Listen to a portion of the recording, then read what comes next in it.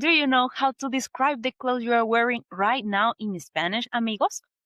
By the end of this episode, you'll be able to describe your clothing, your outfit, and ask someone else what they're wearing to an event too, all in beginner español. Vamos, amigos.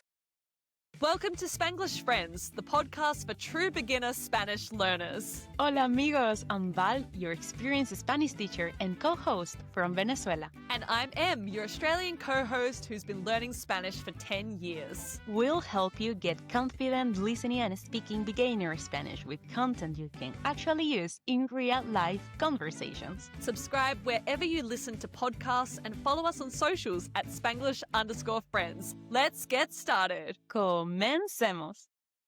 Amigos, bienvenidos de vuelta a otro episodio. Welcome back to another episode to your favorite place to learn practical Spanish.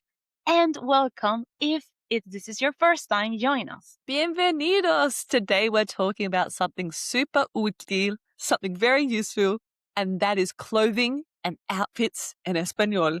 You're going to learn three essential things, tres cosas importantes every beginner Spanish speaker needs. Número uno, how to describe what you're wearing. Número dos, the most common clothing vocabulary. And número tres, how to ask someone what they are wearing. But first, let's kick it off with a mini conversation, una conversación pequeña to get our Spanish listening skills flowing. That's right.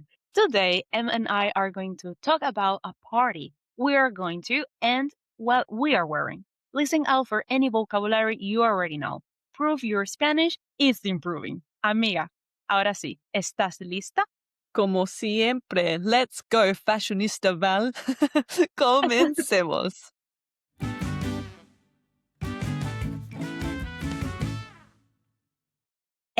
Amiga, recuerda que esta noche tenemos una fiesta. Cierto, Val. ¿Qué llevas puesto para la fiesta? Llevo un vestido colorido y uso unos lentes porque hace mucho sol. ¡Ay, qué bonito! ¿Y tú, amiga, qué llevas puesto? Llevo una falda muy colorida y uso unos zapatos nuevos. Me parece genial.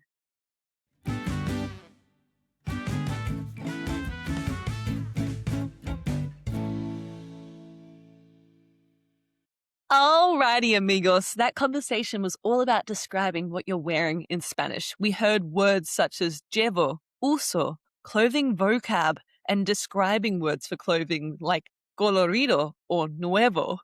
And most importantly, you do not need to be a fashion influencer to talk about your clothing in Spanish. So let's break it all down. Let's start with the basics, los básicos. In español, one of the most useful sentence structures you need is llevo plus the item of clothing, meaning I'm wearing plus the item of clothing. Exactamente. For example, llevo un vestido. I'm wearing a dress. Llevo unos zapatos. I'm wearing shoes. Now, you can also use uso, which literally means I use, but in Spanish, the translation of it is I wear or I'm wearing. For example, you could use with this, uso una falda, I wear a skirt. Uso unos lentes, I wear glasses. Now, here's the key grammar point that you need to know when talking about clothing in Spanish. We'll break it down in simple terms. The difference between un, una, unos, and unas. Give us a quick revision here, Profe Val. Claro que sí, por supuesto. Every item of clothing, amigos, needs a specific little word depending on the gender and quantity. For example, un vestido, a dress. Here we're adding un because vestido is masculine and singular word. Then we have una falda, a skirt. I'm saying una because falda, this word, is feminine and is singular word. Then we could say unos zapatos. This means some shoes. And I'm saying unos because the word zapatos is a masculine plural word. And we also have here camisas. Camisas means some shirts. We are adding unas because camisas is a feminine plural word. We're talking many, many of shirts. Yeah, so think of these little words, un, una, unos, and unas, as little tiny helper words that Spanish always expects you to use. Then we can level up our description of clothing with descriptive words. For example, we can use llevo unos zapatos nuevos. Here I'm describing and saying I'm wearing new shoes. Nuevo means new. Another one. Llevo un vestido colorido. I'm wearing a colorful dress. Colorido means colorful. We used this actually in our mini conversation, en nuestra conversación. Nice. And so it's important to note here, descriptor words also need to match the quantity. For example, unos zapatos nuevos is not zapatos nuevo, zapatos nuevos. You need to say shoes new in Spanish.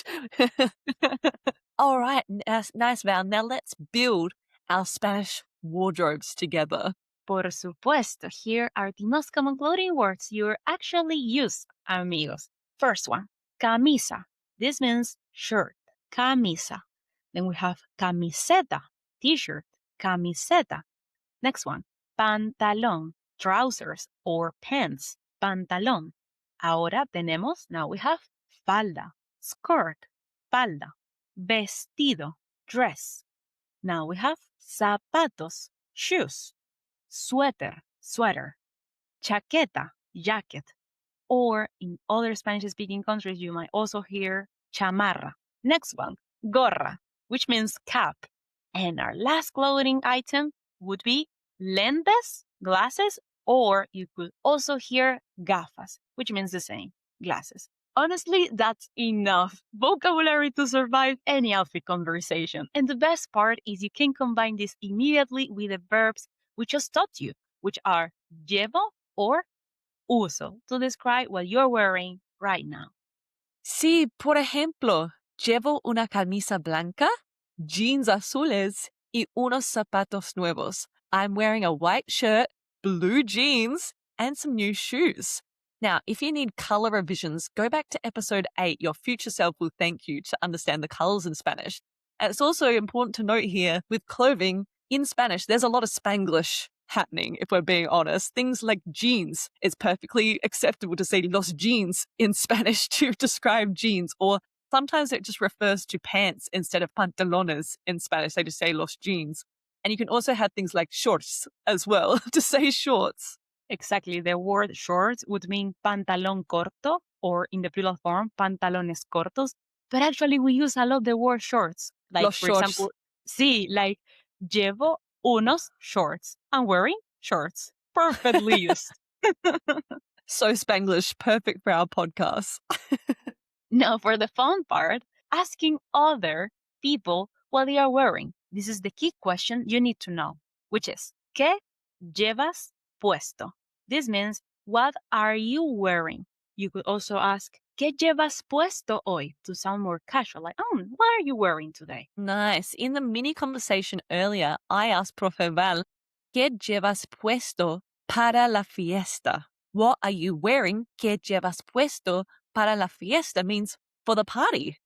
And this works in so many real life situations. Let me give you other examples. ¿Qué llevas puesto para la boda? What are you wearing for the wedding?